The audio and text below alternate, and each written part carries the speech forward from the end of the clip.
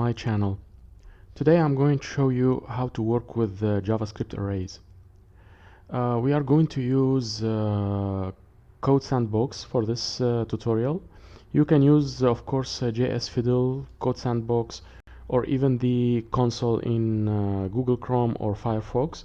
But I'm going to use or even VS Code if you want to set up a node project for that, which is also good. But I'm going to use Code Sandbox at this moment because it's more comfortable and very quickly to set up. Well, but you can do whatever you want to play with the code I'm going to show you now. So with that being said, I'm going to create a sandbox here. And I'm going to use vanilla JavaScript. And I'm going to make the font bigger, and I'm going to show you the console like this. Okay, so I'm going to clean this code because I don't need it. Alright, so now we are going to talk about JavaScript arrays. Arrays in JavaScript are an indexed collection of elements, and those elements can be of any type. So for example, we can define an array like this, and this is an empty array.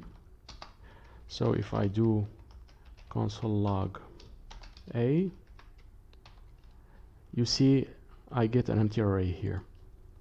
Now I can clean this code and start again.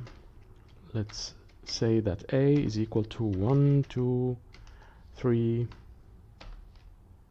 and I'm going to output a, and as you can see I have a collection of indexed elements where the first element is 1, the second is 2, the third element is 3.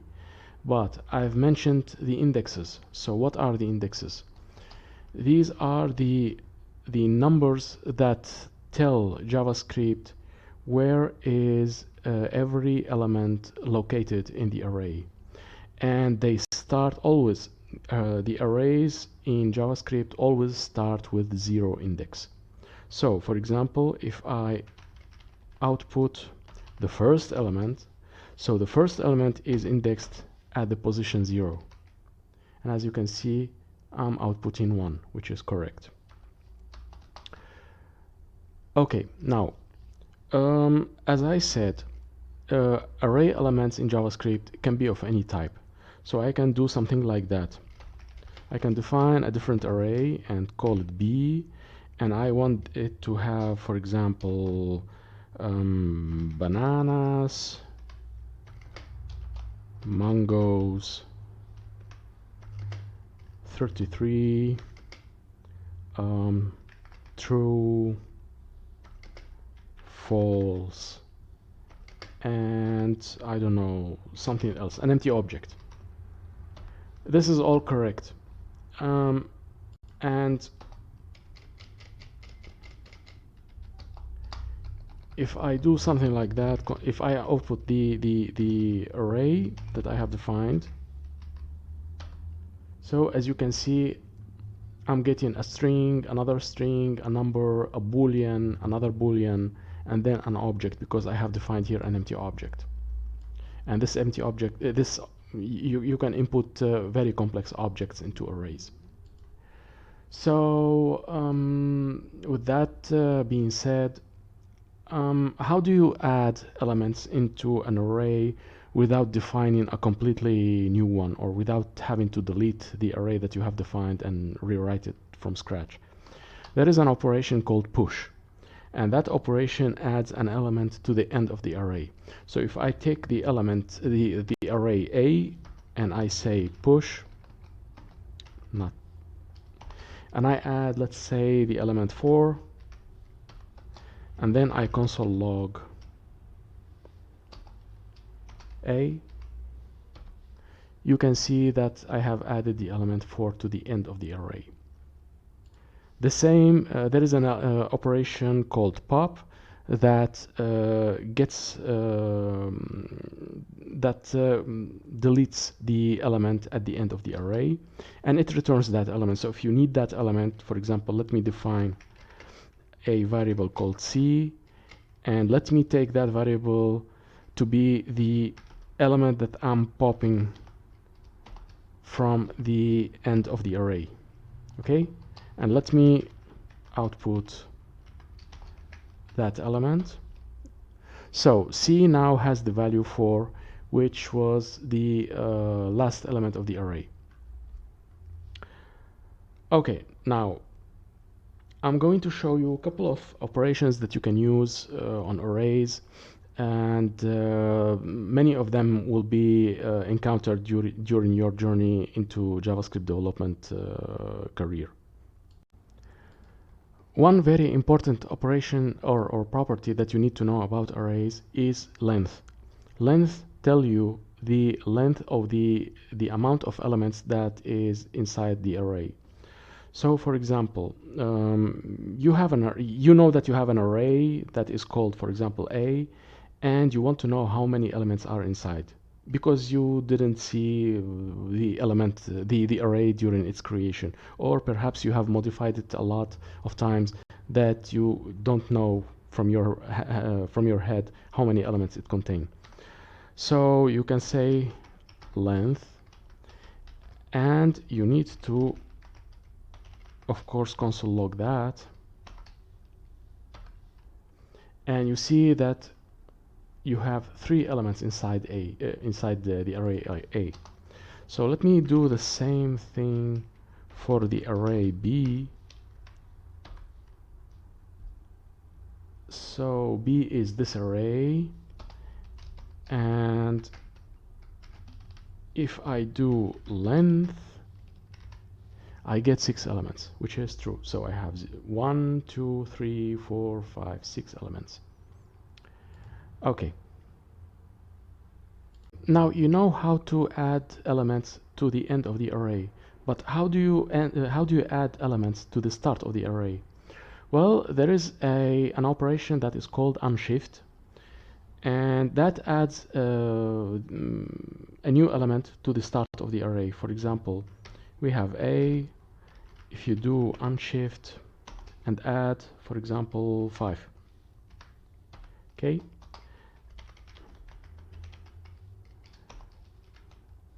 Okay. So now your new array is 5, 1, 2, 3. So you've added 5 at the start of the array. How do you get rid of that first element? Well, logically, as you have an operation called unshift, you have an operation called shift, and it turns the element that you have deleted. So in that case, let d equals a dot shift. That's it. So if I output d in that case, so I get 5, and a is 1, 2, 3, which is its original state. You need to remember though, arrays in JavaScript are not independent entities by themselves. They are objects. So if you do something like that, for example, type of A, okay, you need to output that to the console. So you see the array A is of type object, but it is an instance of arrays. So for example, console log is a instance of array, you will get true.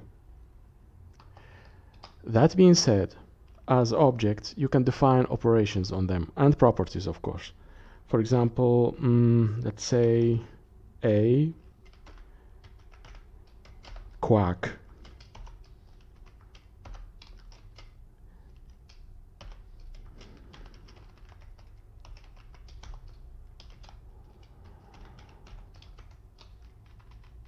Okay, and if I say dear array A, quack me a bit, you get quack. Now this operation is defined on A because A is an object. Okay, so if I do something like delete a quack, okay, so if I do now a quack, I get an error because the method quack has been deleted, so it's not part of the object now. So a question arises: how would you loop through elements inside an array? Well, the very most general answer to this is by using a for loop. So if you have, for example, the array A that we have defined previously, you can do something like that. For let index I equals to 0, I is smaller than a length I plus plus. And now you can do something with the elements of a I. This is how you access the elements of AI. And if you want to do something like, for example, you can do something like this plus plus, or you can do more complex operations like let's see equals a I at that moment, square root. If you want to use math, for example, math square root the element at that moment. Okay, so you can do something like that, but there are other ways that you can apply. There are other ways how you can loop through the elements of the array, and we are going to explore those in a few seconds. Create arrays from other arrays by using the from operation. From is a static method defined on array. So for example, if we have a equals, I don't know, 4, 5, 6, okay, and you want to create a different array, let's say, let's see equals, and now you say array, which is the name of the class of the instance, and you use from, and inside you say from what, from where. Okay, so in that case you can either enter the elements as such inside an array like this, or you can name the array that you want to copy elements from, and after that you can use a function. You can provide a arrow function that will do some transformation on that on these elements. For example, I'm going to take the element that I'm receiving from the array and I'm going to do something with it. But what? Let me say I'm going to return the element that I'm receiving multiplied by itself, which means it's squared, plus or minus, let's say minus 1. Okay? Alright, so now let me output the original array. So let me say A is, and I'm going to output the other array that I have created. So as you can see, I have multiplied 4 by itself, which is 16, and I have subtracted 1 from that, which is 15. I did the same for 5, which is 25, minus 1 is 24, and 6 multiplied by 6 is 36, minus 1 is 35. Okay, so in this way you can create or you can do some transformation of the elements of some arrays into another new array, and you can do really useful things with this. So if we want to test whether the array A actually is an array, We previously used something called instance of operator.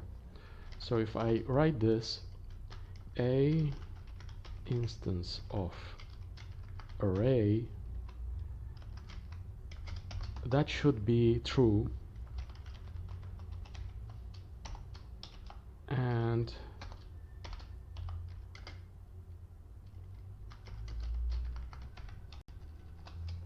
as you can see, this is true. But there is another way to test whether A is an array or not, and that simply using the isArray operation from the array predefined object, like this. So if array is array A, do something.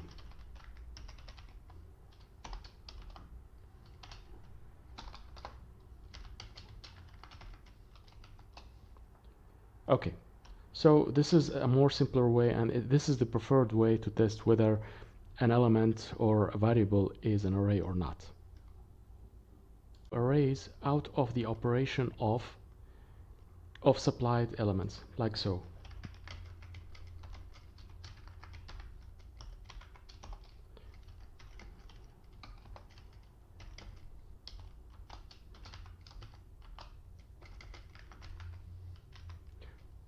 Regardless of the number of arguments that you can supply.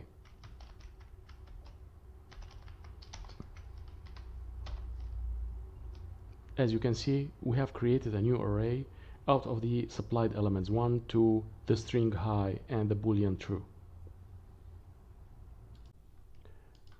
You can merge two arrays using the concat operation like this. If you have, for example, two arrays defined like this,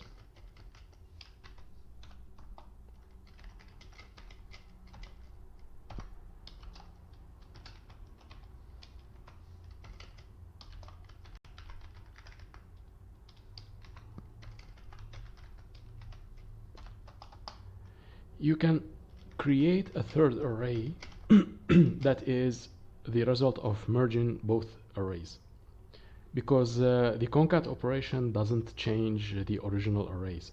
It creates a new array entirely, like this. A concat B.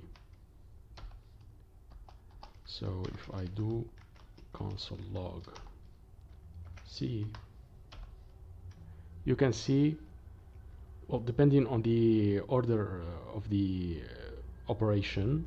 For example, I've taken the first array and I've concatenated the second array and I've created a third array. The result was stored in the array C. As you can see, the first array is here, and after that the second array was placed. Suppose you have an array defined like this, and you want to copy elements inside that array itself without changing the length of the array. How do you do that? Well, there is an operation called copy within, and it's defined like that. Copy within,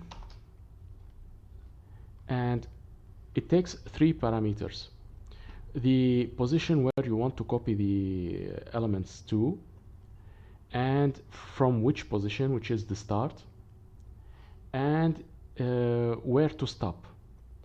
And that last parameter is optional. If you don't include it, then the process of copying will continue until the end of the array. So in this example, I'm going to copy to the 0th element. I'm going to copy, let's say 0, 1, 2, 3, 4. I'm going to copy the 4th element, and I'm going to stop past that. This is the end parameter, and it's not included. That position is not included. Okay, so you stop at the 4th position. So in this case, console log A is, so I've copied the 4th element to the 0th position, and I've stopped there. So let me put this in a comment. Now if I do something like that, copy, copy within, and I copy to the first position, for example, and I copy the third element, and I'm not going to include the stopping position, which means copying will continue till the end of the array. So I will receive, remember we have already high at the first at the zeroth position. So I'm going to copy 0 1 0 1 2 3. I'm going to copy 4 to the first position, so I have 4, and after that I'm going to continue copying the rest, which is high true high true. Okay, so I have 4 here, and I'm going to copy high to the instead of 3, and I'm going to copy true instead of 4, and I'm going to copy again high instead of high, true instead of true. Okay, so that's it. It's a handy tool, but you need to be careful when using it.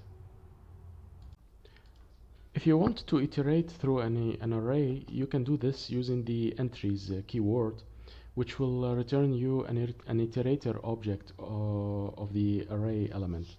Let me show you by an example. Let's just copy that array that we have used before. So let's say we define an iterator object like so, entries. Okay, and now let's say we want to simply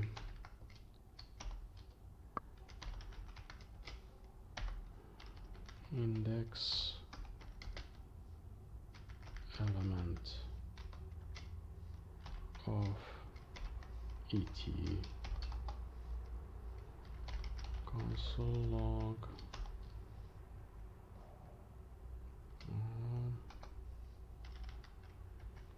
index element. As you can see,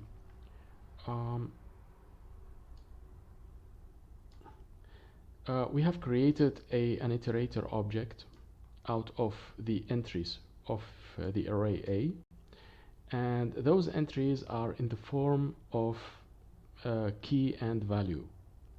So in that case, I'm iterating now here in this for loop. I'm iterating inside all the key value pairs, and I'm outputting for each pair, I'm outputting the index at which I'm currently am, and the value at that point.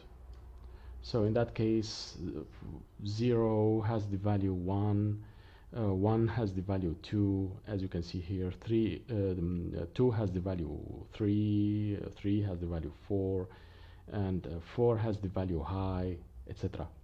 Okay. Suppose you have an array like this, and you want to test a condition that should apply on every element inside that array. Let's say that the element of this array represents people inside a cinema hall, and you want to test whether everybody there in that cinema is an adult, like they are age of 18 and above. So we can do something like that. Create a function that takes an element and tests whether that element is greater or equal 18. Okay, what's wrong with so not center? Okay. Now there is an operation on each array that is called every. So if you use every and you supply the callback that we have defined, it should return it should test that callback on every element inside that array. Hence, we can see whether that condition is true or false. And it is false. Why? Because we have an element here, 15, that is below 18. And this is how you can test conditions on every element inside an array. The defined array, and you want to change the values of the array to something specific. Let's say we have our previous array like this. There is an operation called fill, and that operation fills your array with a static value that you choose, depending on starting from a position and stopping at a different position like this. So fill with 13, and let's start at position 0 and let's stop at position 3. So if I output the array, so we copied, we modified the elements at position 0, 1, 2, and we stopped at position 3, and we modified the values by 13. So we have deleted the original values of the elements and we replaced those values with the number 13. You can do something else like 0 or whatever, 0, okay, or you can do something even more like high, okay, but the value should be static. You can filter the elements of an array based on a condition that you supply. Supposedly you want to create a new element, a new array from an original array like this. So we have the array A, and we want to create a different array, another array that will be consisting of all the elements that are divisible by 2. So let's create a condition for that. Is div2, and that will take an element x, and it will return whether that element is divisible by 2 or not. Sorry, 0. Okay, now if we use the filter method on the array A like this, filter, and we supply the callback, okay, let's check B. Now B has actually, the filter method has extracted the elements 20 and 30 from the original array, and it returned them to the array B. Actually, it created a new array called B that is having those elements. So let's try another example. Let's say we have words. Let's have an array called words. Hi, world, bananas, it. Okay, now let's create a condition called is short, which will take an element and it will test whether the length of that word is less or equal than 2. Okay, now let's create short words. Let's create another array called short words, and it will take the original array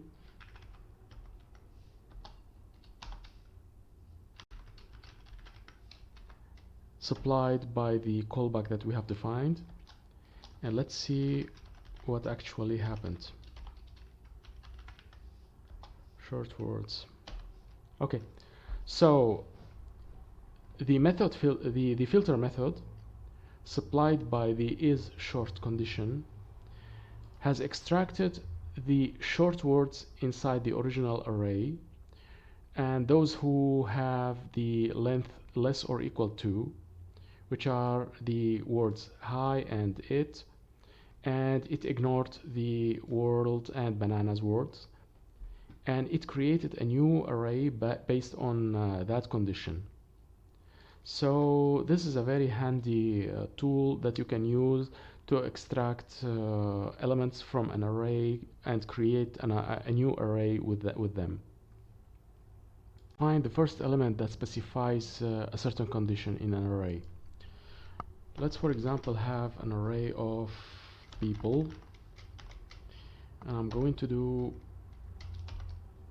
to define some people like name, James, and age. Let's say, it's a string, and let's make James of age 24, and I'm going to create a couple of people like that.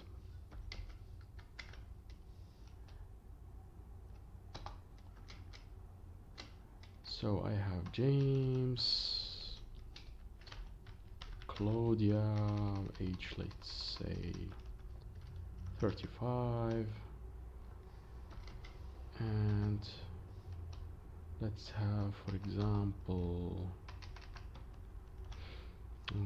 Carl, who's aged like 47, and finally, I don't know,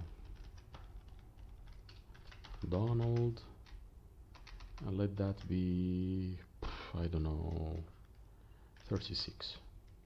Ah, that's too close. Let's make it 38. Right.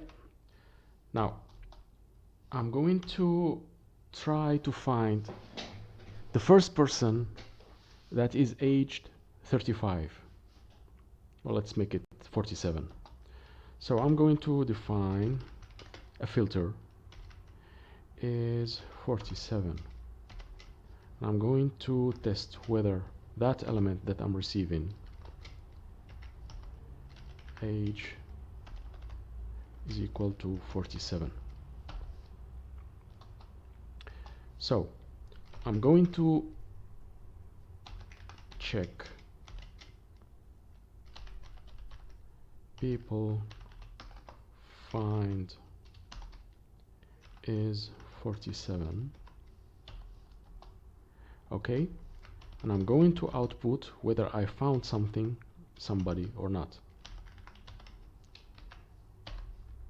Okay, so we got the first object that satisfies the condition where the person has 47 years. Okay, if I change the condition, let's say something like const older than 30. Okay, so that will get me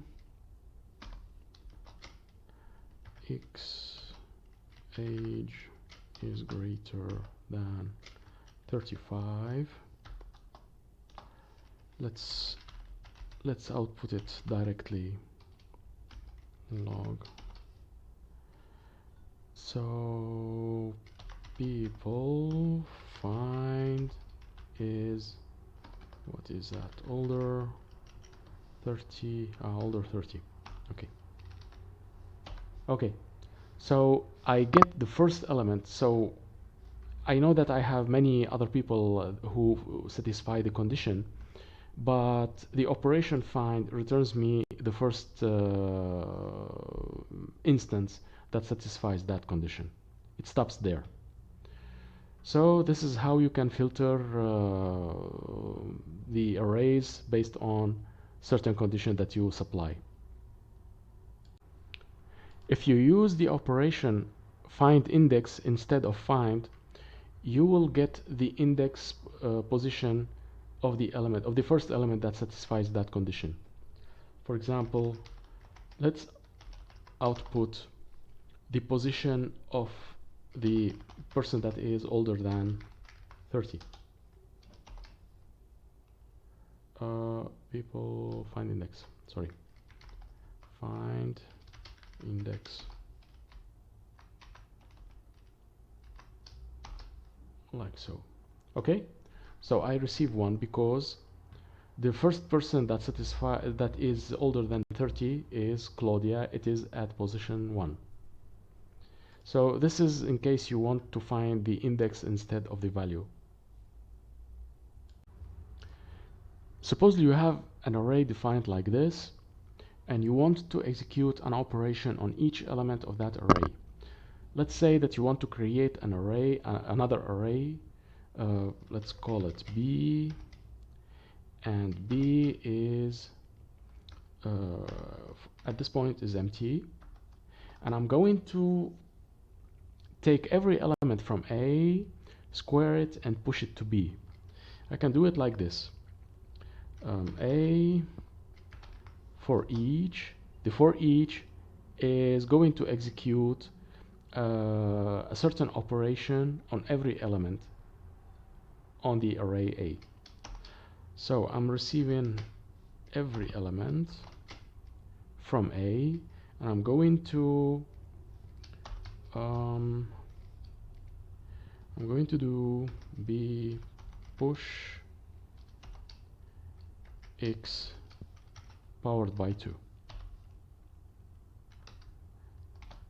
So if I do console log B, you see I have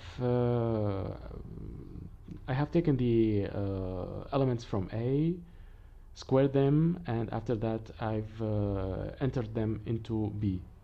The original array A hasn't changed. So if I do console log A stays as it was.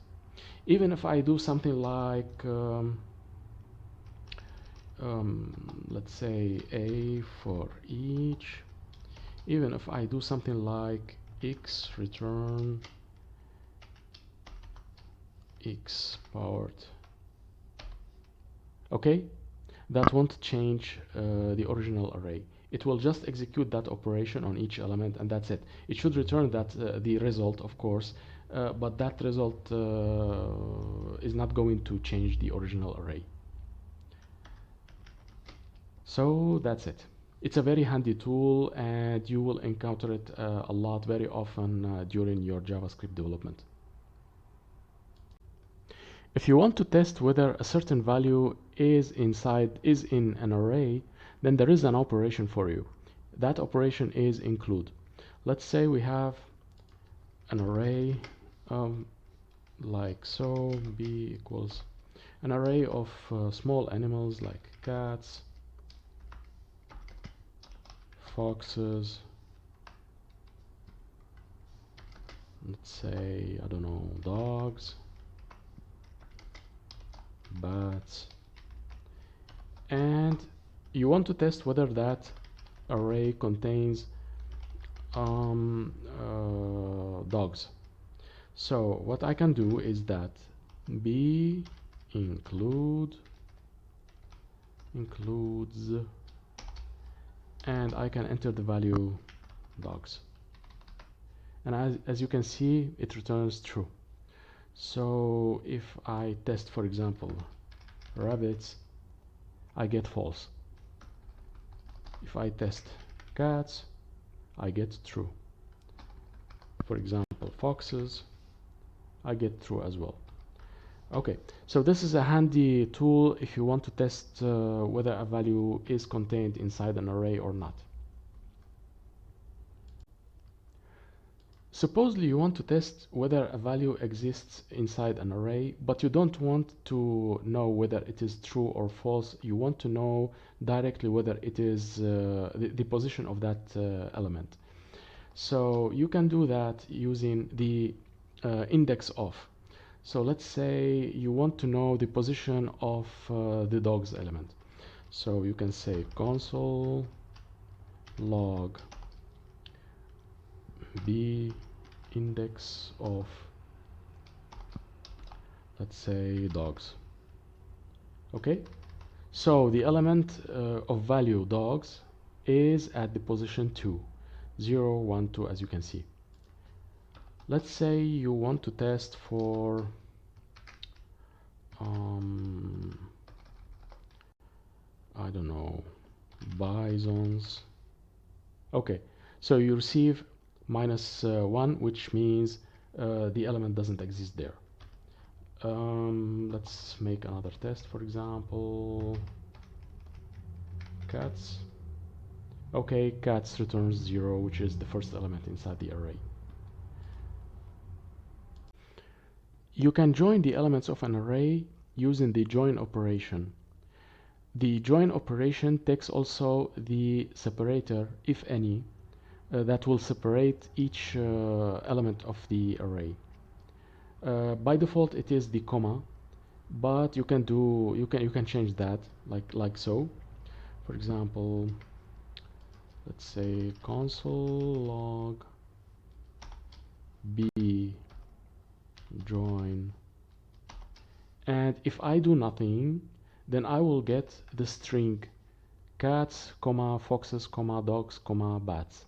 Okay, I can do a change, and I can supply, for example, the empty space, which will make the phrase looks like that without any separator.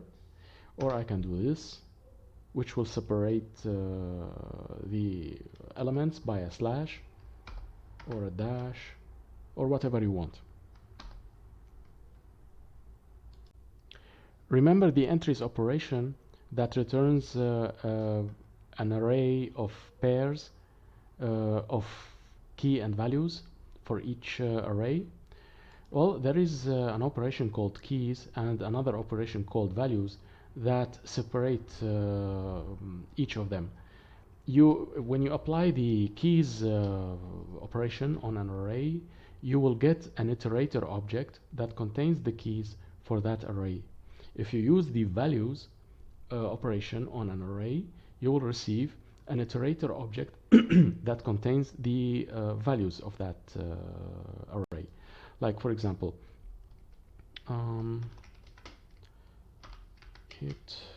iterator is equals to keys,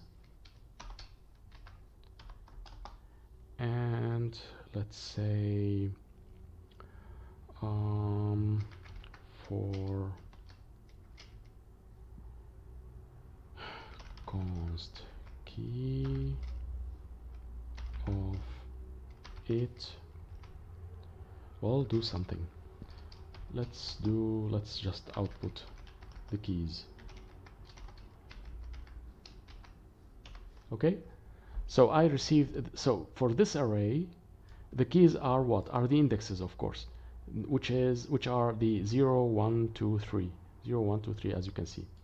If I do something else, if I go by the values this time, let iterator 1 equals b values.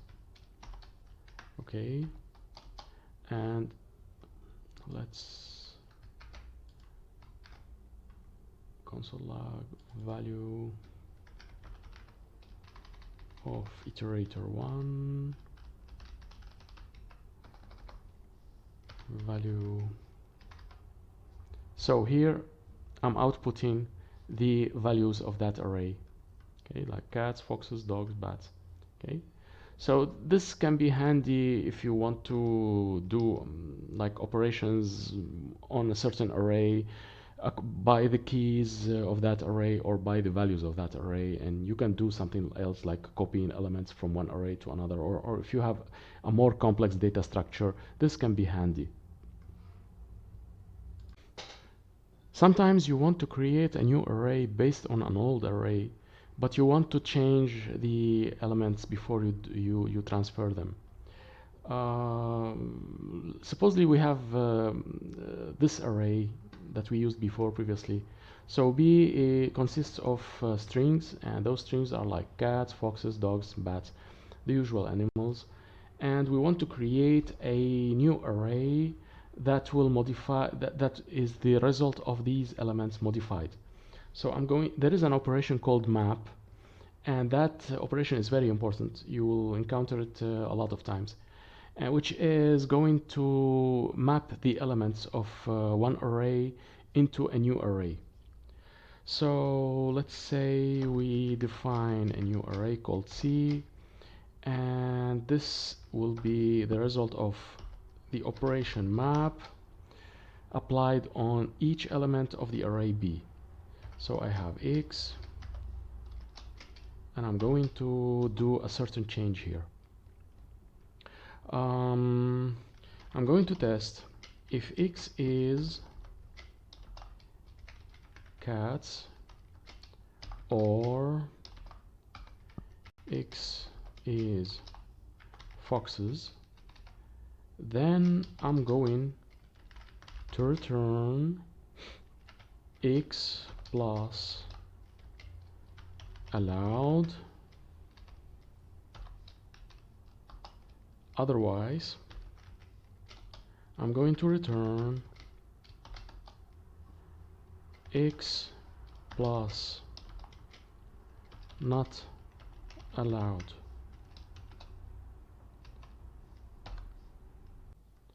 So if I output the new array, which is C, okay, so I have created a new array based on the original one, and I have transformed the elements from the original one to the new one based on a certain condition, and that condition is this.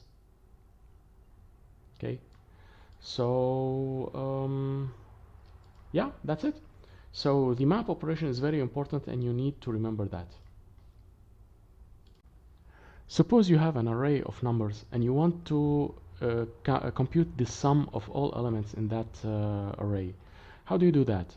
Well, you can do that either manually, or you can use the reduce operation. The reduce operation takes an accumulator and a current value, and it remembers the accumulator throughout the operation until it reaches the end of the array. Like so. I'm going to show you like.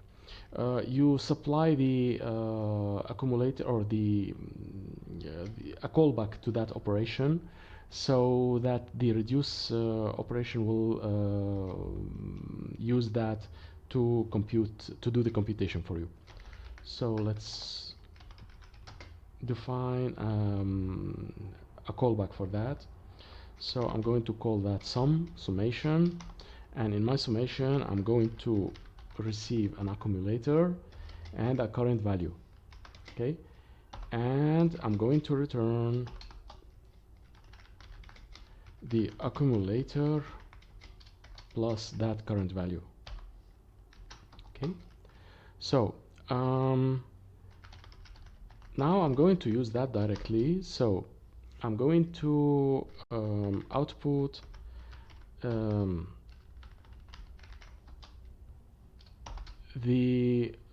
I'm going to reduce that array into a single value, not exactly the array, but I'm going to reduce the values of that array into a single value, and I'm going to use the sum callback that I have defined, and I'm going to provide an initial value, and that initial value will be 0, unless you want to add something else like 5 or something else, but I'm going to start with 0.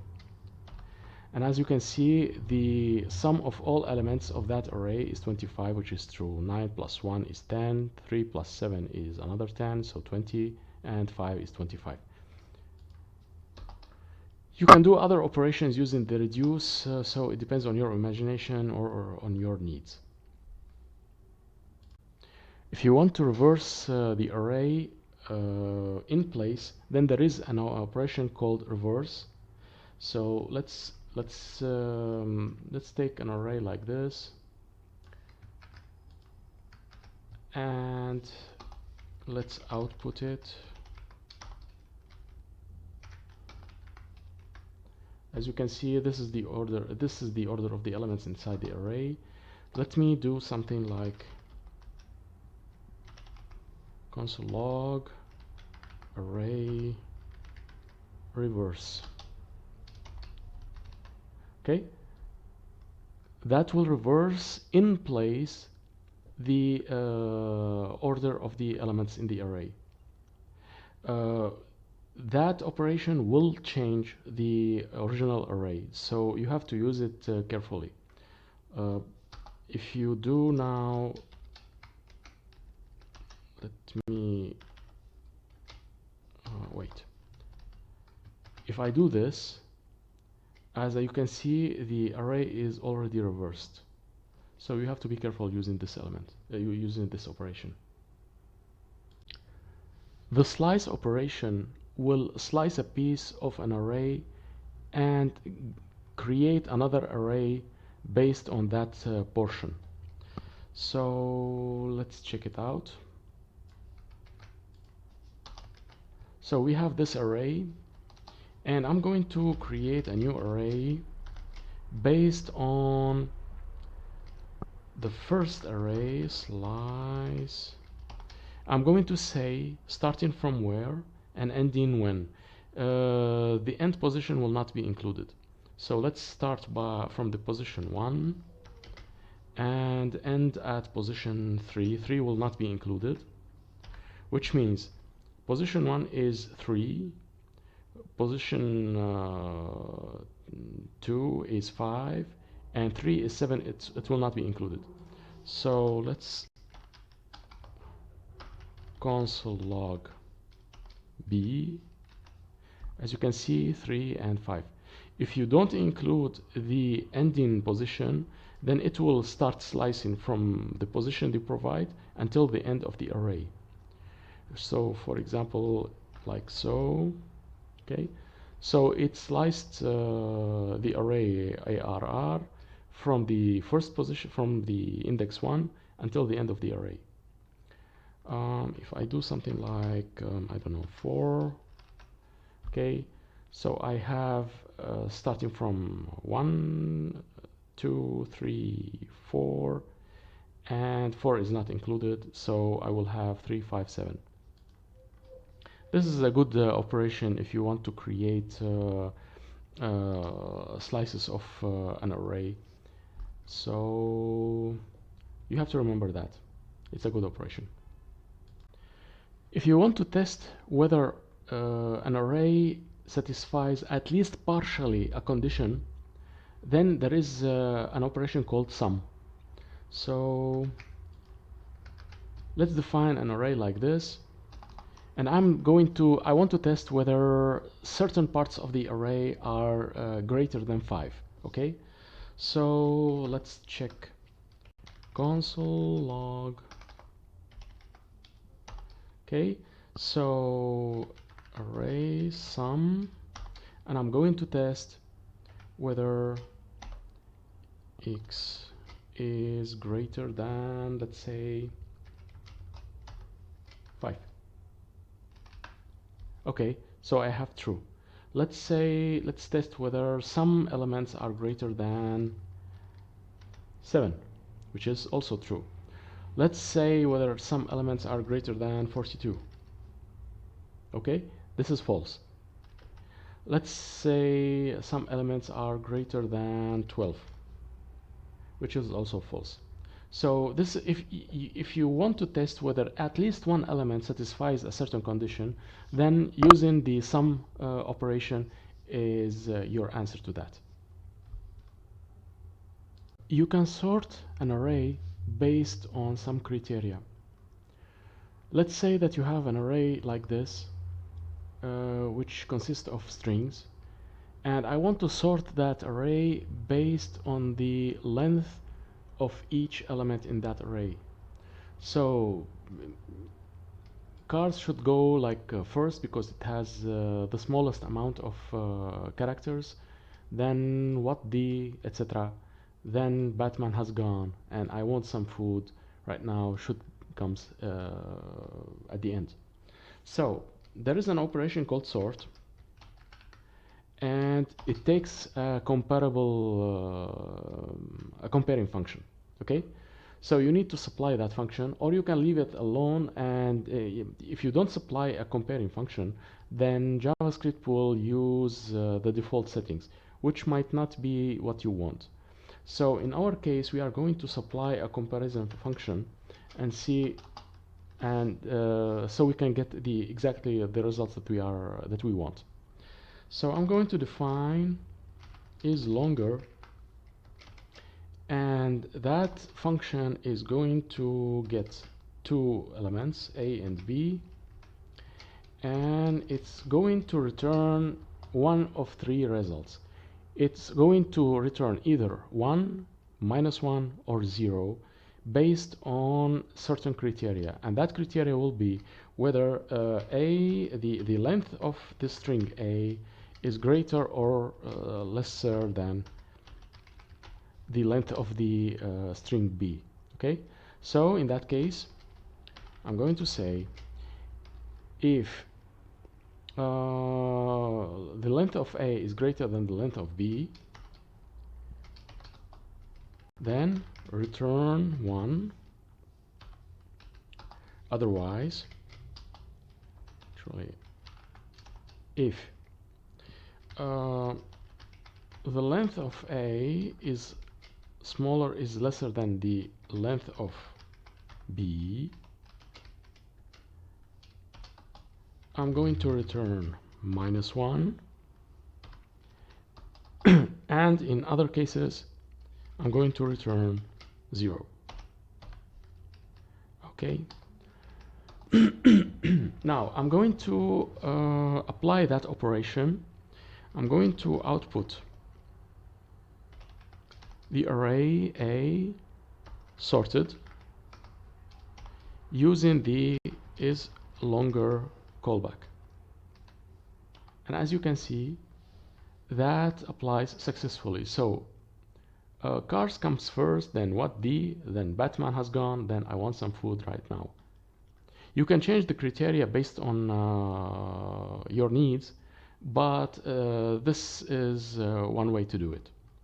Supposedly you have, for example, let's define another array, b equals 13, 5, 11, -12. Okay, then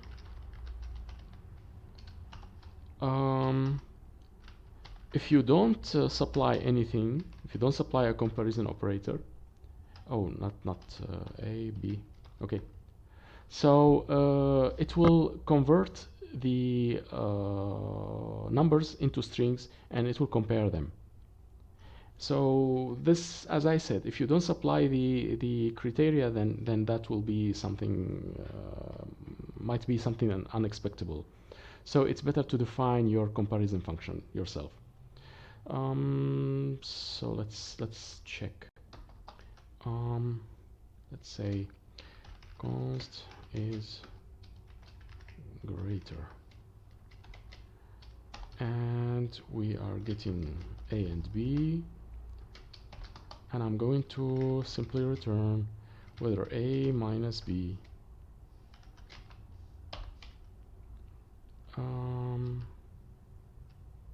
what unexpected token, what token, const is greater a b, turn a minus b. Ah, yeah, sorry, the arrow function. So let's check this is greater. Okay, now it works. Now I'm testing whether the element is greater, the first element is greater than the other, the second one, and if yes, then that's how it's going to sort the elements. So the smaller element will come first. Okay, so in that case I have the array arranged in ascending order. And that's what I meant when I said that you need to define your comparison functions yourself, because in that case you avoid unexpected results. The last operation that I'm going to talk about now is Splice. Splice will modify the array by inserting an element, and it depends whether you want other elements to be deleted or not. It looks like this. So console log a. Okay, so the array is like this: cats, a dog, one rabbit, Charlie the bat. And I want to do something. I want to use Splice, and I'm going to say insert at the index 1, do not delete anything, insert the value like Tom. Okay, so what it did is that it went to position number 1. Remember, arrays are indexed starting from 0. So this is 0, this is 1. So I said put at position 1 the string Tom, but do not delete anything. Hence, it created a new position, a new element inside the array, and that new element is at position 1, and it shifted the rest to the right. Okay, if I do something like this, 1,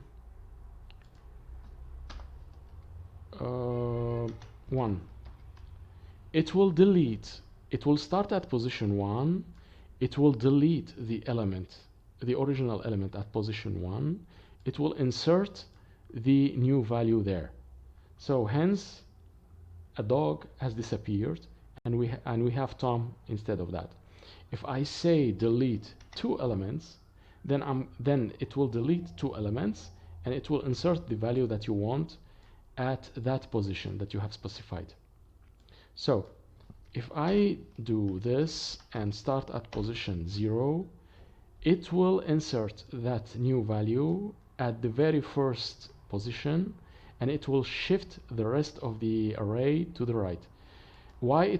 Because we have said that we don't want any element to be deleted. So if I say something like insert Tom at position 0 and delete 3 elements, that will insert Tom at the start, and it will delete 3 elements, 1, 2, 3, and only the last element will remain. So this is a way to modify the elements of an array in place. So that's it for this tutorial. I hope you have enjoyed it. If you have learned something useful from that, then please give me a thumb up, like and subscribe if you want, and hope to see you next time.